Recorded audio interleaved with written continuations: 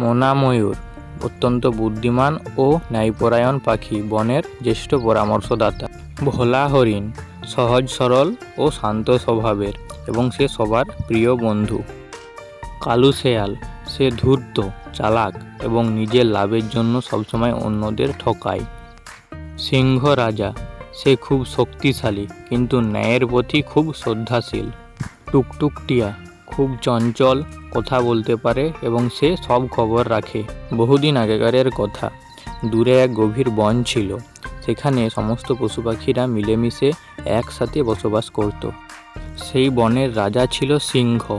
সে ছিল খুব শক্তিশালী কিন্তু অন্যায়ের বিরুদ্ধে ছিল কঠোর।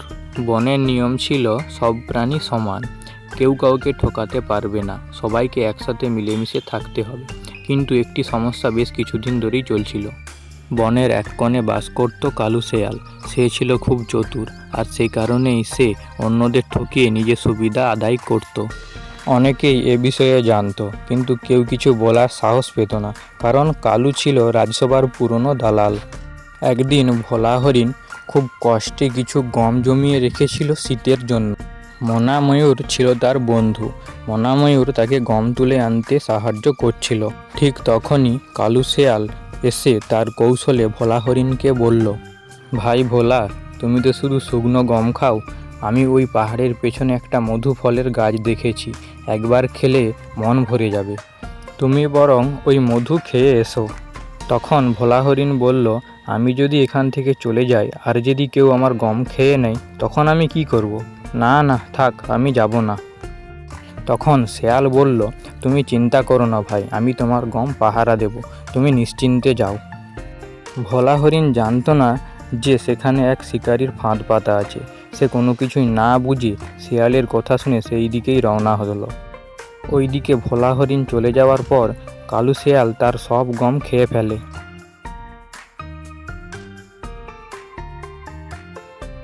আর এইদিকে ভোলা হরিণ ফাঁদে পড়ে ছটফট করতে থাকে আর বাঁচাও বাঁচাও বলে চিৎকার করতে থাকে, কিন্তু কেউ আসলো না। কিছুক্ষণ পর টুকটুক টিয়া পাশ দিয়ে উড়ে যাওয়ার সময় দেখলো যে ভোলা হরিণ ফাঁদে পড়ে ছটফট করে চিৎকার করছে। সে সঙ্গে সঙ্গে উড়ে যায় মনা ময়ূরের কাছে এবং সেখানে গিয়ে সে তাকে সব কথা খুলে বলতে লাগলো। সব কথা শোনার পর মনা ময়ূর বুঝতে পারে যে এ বেটা কালুর চক্রান্ত। সে তখন সঙ্গে সঙ্গে রাজপ্রাসাদের দিকে উড়ে যায়। সিংহ রাজার আদেশে একটা বড় মাঠে বিচার সভা বসেছে এবং সেখানে সবাই উপস্থিত হয়েছে। মনা ময়ূর সবার প্রথমে উঠে দাঁড়িয়ে বলে, মহারাজ, আমাদের ভোলা বন্ধু ফাঁদে আটকে গেছে আর এর পেছনে আছে কালু শেয়াল। এই শুনে সিংহ রাজা চোখ কুঁচকে বললেন, সরাসরি অভিযোগ তোলা যাবে না, প্রমাণ দিতে হবে। মনা ময়ূর, তোমার কাছে কি প্রমাণ আছে? প্রমাণ ছাড়া আমরা কারোর ওপর কোনো দোষ চাপিয়ে দিতে পারি না। টুকটুক টিয়া তখন বলে, আমি নিজের চোখে দেখেছি মহারাজ, কালু কিভাবে ভোলাকে ভুলিয়ে ওই পাহাড়ের পিছনে পাঠায় আর নিজে এসে সমস্ত গম খেয়ে ফেলে। টুকটুক টিয়ার সমস্ত কথা শোনার পর সিংহ রাজা নির্দেশ দেন যে আগে ভোলাকে উদ্ধার করা হোক এবং তারপর কালু শেয়ালকে রাজসভায় তলব করা হোক।